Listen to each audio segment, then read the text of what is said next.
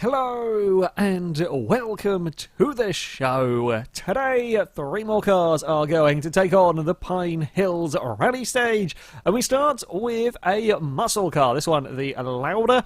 I've gone for a decent-sized V8 version in it with the first state of supercharger. It's not horrendously crazily overpowered, but it is still pretty damn fast in a straight line. Cornering, I am, well, slightly concerned about, shall we say. The big heavy muscle cars, probably not the biggest fans of this particular circuit. Okay, it's quite bouncy. It's very bouncy. Oh dear. Oh dear. Things are about to go quite badly wrong. I mean, I've had worse crashes down there. Still not great. That's a lot of... Actually, has that... I've got to get this car out of the trees, because I think that might have... that's going to be grabbing wonky bits of bodywork. I think that might have actually bent the entire front end up at a really crazy angle. Come on, car. Out of the hedge. Ooh. Oh, dear.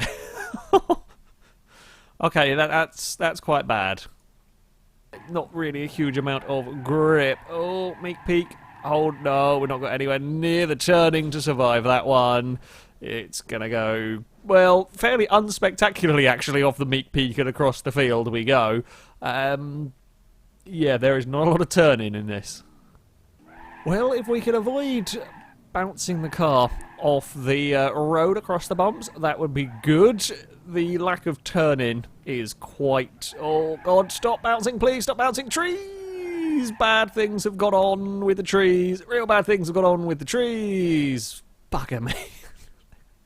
There's no grip in this at all. There really is no grip. And now we've been defeated by Central. We're really stuck. Oh! Aha! We have beaten the foliage! Yes, the supercharged muscle car shall beat the tree. Well, I mean, I think the trees kind of did more damage to me. Yeah. Now, speed-wise, it should be pretty decent in this car, if we can ever actually use any of it. Oh, we're going to wobble our way down the hill. Nope. Down the Meek Peak we go. Everything is not good. Everything is not good. And into the river. My God, that handling is not ideal here. Try and use some of the power through the one bit of the course where we can use the power. Up to 75 miles an hour. It's not too shabby. The Meek Peak is a little bit bumpy. Come on, stay on the road. God, it's just nothing. I don't know whether that's just because it's bouncing so much across that secondary bump that the front wheels are barely on the ground, or whether we just have no grip at all. I mean, it's not great through the early sections. I think combination of the two... I have to be so slow, I fear, to actually just make it down the Meek Peak at all. Really, really slow it down here. Much like with, well, I say kind of like with a Pigeon, like with any of the cars that have been really roly-tumbly. Oh! Okay, I slowed it down a lot and we still went for a spin. Pit stop chicane we won't like either because the front end doesn't really get turned in, although with this being a relatively powerful car I can kind of steer it with the rear when needed. We are through. Oh, we're going to clonk and clonk our way up towards Destroyer. Just, you know what, I'll just leave it here. Just don't come back for it. It's terrible. Well, the plus point, we survived the Meek Peak and the secondary bump. We actually made it past that point on the circuit. Not quite all the way to the end, because there are more bumps to give the car some grief, and you've just got to be so slow with this. I wonder whether this is going to be able to even beat the hill climb Pigeon. I don't know. I mean, the Pigeon's time is at 1:22, I think, for the Pigeon, and that did involve having to really, really, really slow down for the bridge because it burst its tyres on that section. This, I would expect to beat the Pigeon. However, I've got to slow down so much for the Meek Peak and for that secondary, or more importantly, the secondary bump, that maybe maybe that pigeon is the pigeon's definitely got a rival here for slowest car down the course. Oh, stay on the road. There we go. I'm keeping it in third, trying to stop some wheel spin a little bit from this. Right, onto the bridge we go. Early on the brakes because I trust this car absolutely none. And into pit stop chicane. Grab the handbrake to try and get it around, or say grab the handbrake, kind of tap the handbrake to get it around. Better line across, well, the bumps slightly less. Oh, diff destroyer we go. It's not so much a little bit of problem from the diff. Okay, a little bit of problem from the diff. Quite big problem from the diff. Big problems from the diff. There might be some traction in there somewhere across the line. It's not liking this course. It is not at all liking this course. There is nowhere near enough grip. The suspension is very, very soft. And combine the two across a bumpy course, a bumpy technical course for a car that bounces around a bit too much and doesn't really have enough grip. Doesn't have enough traction really either. Funnily enough, not too happy with this with this course. It has though made it just about. Up next, we have got something that should have considerably more grip and should be happier going down the course. The race version of the I-Series. Now, I have taken the rally car down here, but so far we have seen that in general the race cars are the better option. The race cars on the slick tyres, while will crash around a bit more across the bumps because they don't have the suspension to deal with it, the tyres give them so much more grip on this road that they have tended to go faster. So let's see if that is the case with the I-Series. Of course, we do still have the angry turbo vacuum cleaner going on at the moment. It is very, very noisy. Don't worry about that. It's probably going to be fixed in the very near future. Here we go on the exit. Oh, it's so nice to have grip. Having driven that Lauda, it is so nice to be able to just jump on the throttle on the exit of these corners and actually carry some quarter speed. Now, because there's still going to be some understeer through these turns, this is still a very, very tight course. We will open up the taps. It's up towards 80 miles an hour for the I-Series. Towards the Meek Peak we go on two wheels. That's probably not going to go well. Oh, wheel came off. The wheel came off. Oh, the other wheels come off as well.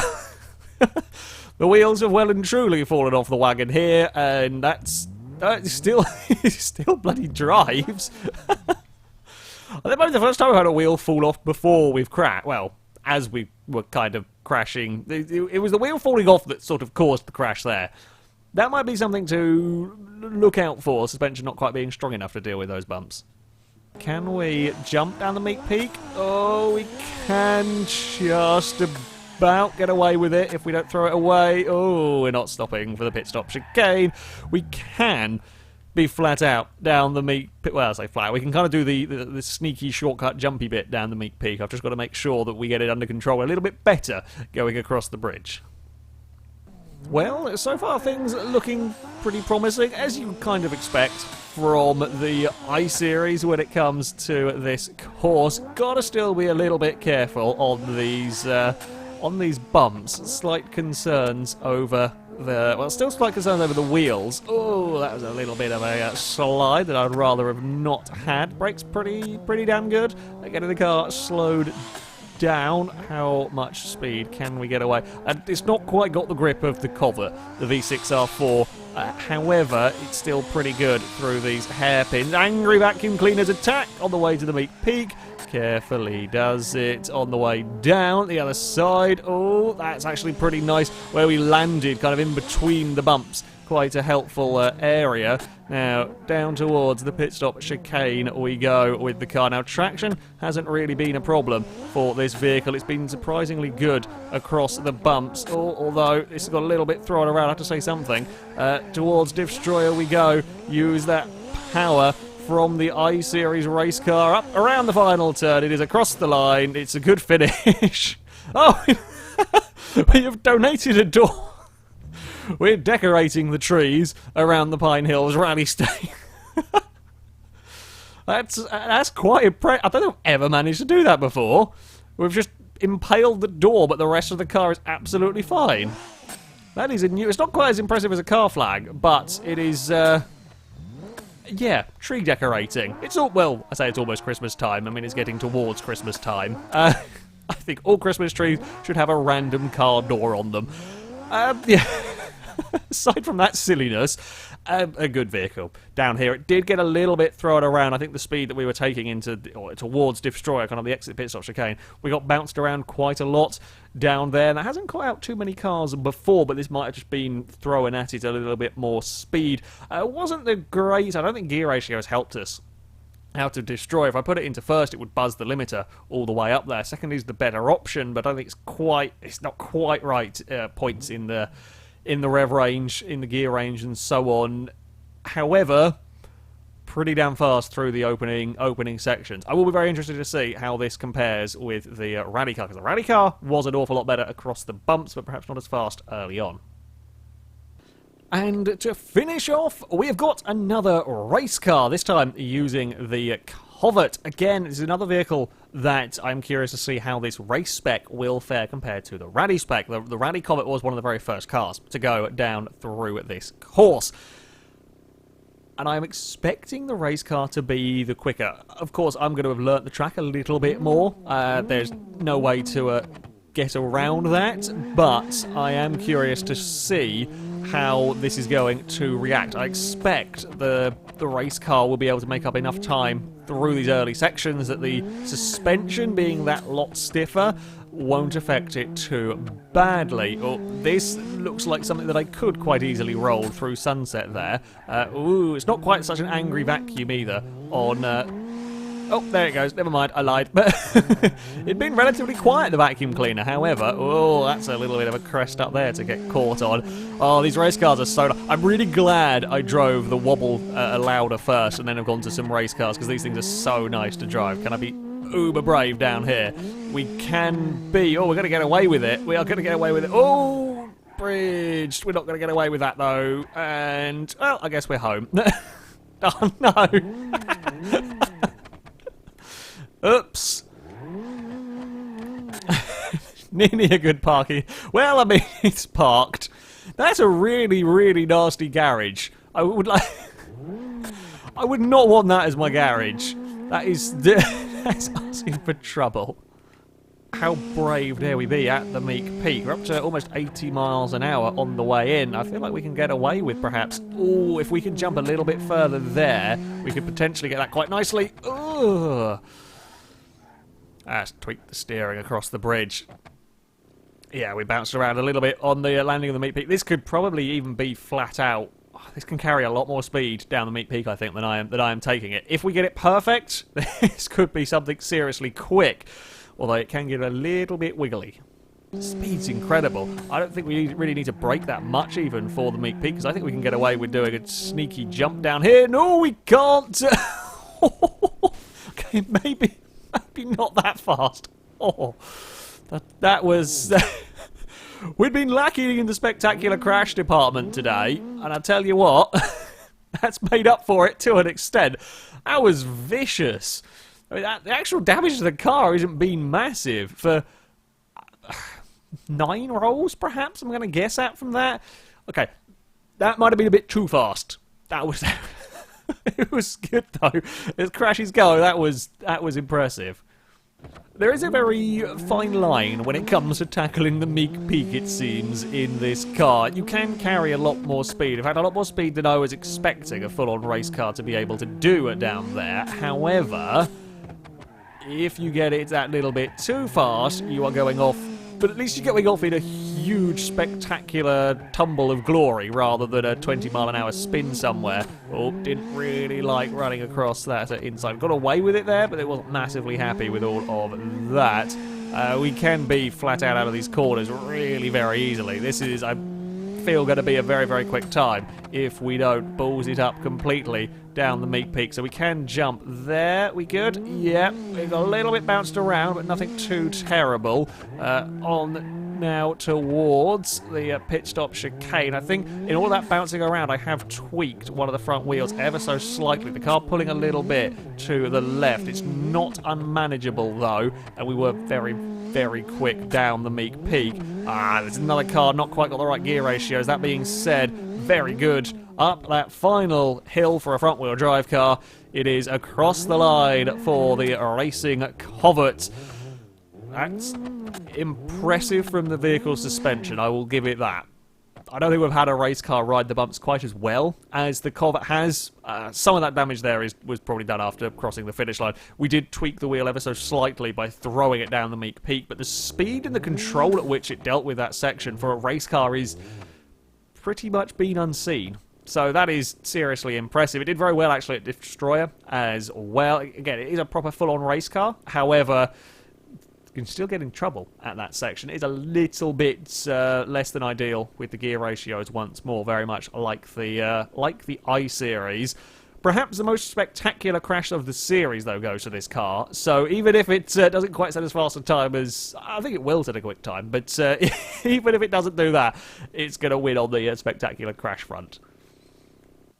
So, on to our leaderboard, and it is the Covert that would go fastest of the day. 1 minute 5.4 puts it into 12th place. It is, though, about 2 seconds down on the 94 Covert race car. That was into the 1 minute 3s.